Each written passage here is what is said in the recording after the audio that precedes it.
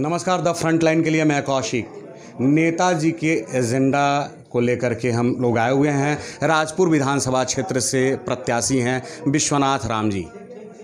इनसे हम लोग बात करेंगे कि जनता के लिए इनके पास क्या एजेंडा है। विश्वनाथ राम जी पिछले विधानसभा चुनाव में भी राजपुर विधानसभा क्षेत्र से खड़े थे भाजपा के तरफ से। इस बार ये कांग्रेस महागठबंधन की तरफ से उम्मीदवार हैं राजपुर विधानसभा क्षेत्र के लिए। चलिए बात करते हैं नेताजी से।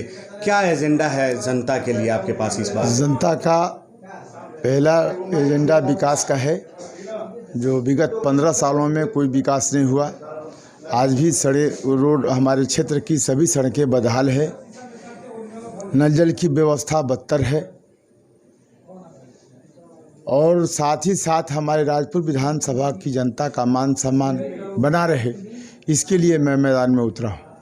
जी अच्छा, पिछले विधानसभा में आप भाजपा से थे, कहिए तो एनडीए से थे आपने यू टर्न लिया। इस बार आप कांग्रेस से हैं, क्या कारण रहा? देखिए, मैं कार्यकर्ता हूँ, जनता का सेवक हूँ।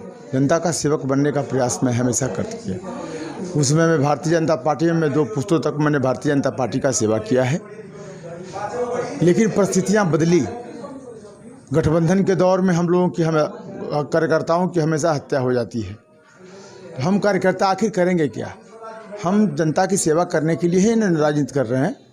तो जनता जब मुझे कह रही है कि विश्वनाथ जी आपको इस बार किसी तरह मैदान में आना है, तो जनता का इतना प्रेशर होने के बावजूद मैं अपने आप को, तो लोग निर्दलीय चुनाव लड़ाने की तैयारी में थे, लेकिन मैंने अपने आप को संयमित रखते हुए और महागठबंधन से, कांग्रेस से मुझे ऑफर आया कि आप चुनाव लड़ेंगे, तो हमने चुनाव के लिए हामी भर दी और कांग्रेस का प्रत्याशी हुआ। अच्छा, आपके ऊपर संघी होने का आरोप लगता है। आपके साथ में खड़े हुए जो प्रत्याशी हैं, आपके प्रतिद्वंदी प्रत्याशी, उनके द्वारा कहा जा रहा है कि आप संघी नेता हैं। क्या है? यहाँ के मजदूर किसान जो हैं, क्षेत्र के जो गरीब गुरबे हैं, वो आपको नहीं चुनेंगे। क्या कहना चाहेंगे इस मुद्दे पर? देखिए, गरीब गुरबा के नेता, जनता की आवाज़ गरीब गुरबा से ही जाती है।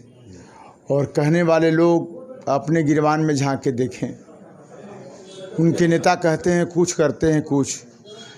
नीतीश कुमार ने कहा था, जब महागठबंधन बना था तो विधानसभा में जब बजट सत्र चल रहा था, तो उस समय कहा था उन्होंने कि मरते मरते मिट्टी में मिल जाऊंगा, मगर भाजपा में नहीं जाऊंगा।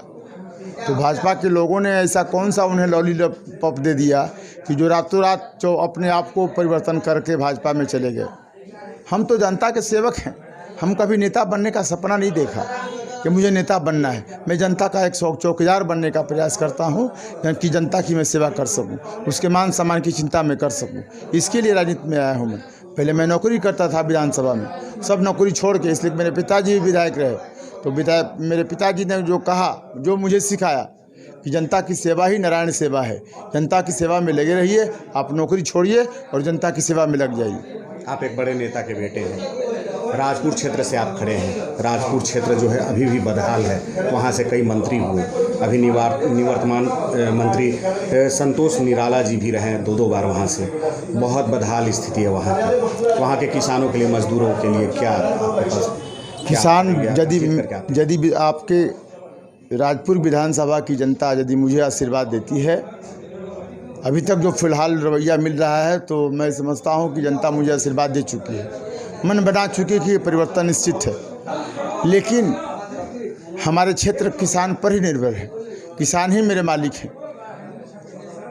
और यदि किसान बदहाल हो जाएगा तो हमारे गरीब गुरबा भाई भी बदहाल हो जाएंगे। तो किसानों के लिए मैं, जो भी हमारे क्षेत्र की नहरें हैं, मेरा पहला एजेंडा है कि यदि मैं चुनाव जीतता हूं तो राजपुर विधानसभा में जितनी भी सड़कें हैं, सभी सड़कों को मैं पक्कीकरण कराऊंगा, ताकि वो सोन कैनाल से पानी चले तो सीधे हमारे क्षेत्र के अंतिम बॉर्डर पर आके पानी आ जाए। आपको लग रहा है कि परिवर्तन होगा, वहाँ की जनता आपको चुनेगी? जनता, बिहार की जनता मूड बना चुकी है। राजपुर की जनता तो 120% मूड बना चुकी है कि परिवर्तन इस बार तय है। जो उनको मान सम्मान पे आघात पहुँचा है, 15 साल 10 साल से लगातार कंटिन्यू अपने आप को प्रतिनिधित्व करने वाले एनडीए के प्रत्याशी, जो जनता को शोषण किया। जब वो 10 में चुनाव लड़े थे तो उनके पास मात्र एक मोटरसाइकिल और 10,000 रुपया हुआ करता था, और विधायक 5 साल रहे, 5 साल विधायक बनने के बाद जब मंत्री बने तो आज उनके पास 700 करोड़ के मालिक बन बैठे। ऐसे लुटेरों को जनता, राजपुर की जनता कहीं बर्दाश्त करने वाली है? मेरे समझ से नहीं लगता कि हमारे राजपुर की जनता गद्दारों को, भ्रष्टाचारियों को जगह देगी। जनता आपके साथ है जी। चलिए, बहुत बहुत धन्यवाद। तो हम लोग बात कर रहे थे विश्वनाथ राम जी से, जिनके पास राजपुर विधानसभा क्षेत्र की जनता के लिए एजेंडा है, किसानों के लिए, वहाँ के मजदूर किसानों के लिए, वहाँ के बेरोजगारों के लिए। तो आगे भी नेताजी लोगों से हम लोग बात करेंगे कि उनके पास क्या एजेंडा है जनता के लिए। तब तक द फ्रंट लाइन देखते रहिए। अच्छा लगे तो सब्सक्राइब कीजिए, लाइक कीजिए, अपना सुझाव देना नहीं भूलिए। नमस्कार।